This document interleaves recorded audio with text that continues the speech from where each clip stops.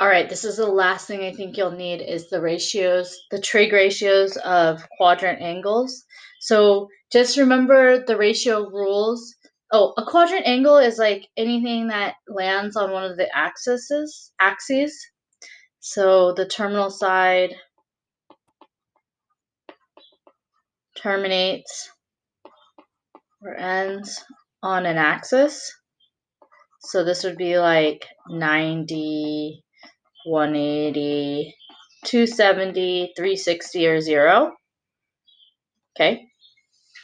So just remember, if I draw in an angle theta or t or x or whatever, x is bad, then we will have an ordered pair of x comma y for where the terminal side ends. I'm moving over x and up y.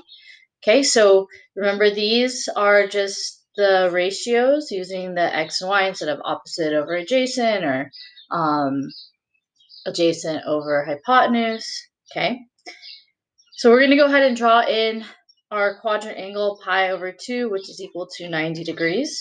So I have the x-axis, the y-axis. This would be t is equal to pi over 2. And you can't really draw a triangle here. So what I do is I just put in the ordered pair. If this is the unit circle with a radius of 1, then I have an x comma y of 0 comma 1. So for the sine ratio, I remember that the ratio is always y over r. The radius in this case is 1, okay? And my y value is also 1. So the sine ratio would be 1. And that makes sense because from the center up, I am only going up 1 unit, and I also have a radius of 1. Okay, pretty much at the furthest point away from my the x-axis. All right, so cosine is x over r, radius is 1. The x value here is 0. Okay, so 0 over 1 is 0. That makes sense because we are moving left and right 0 units from center. Tangent is y over x. So I just look, my y value is 1, my x value is 0. Anything divided by 0 is undefined.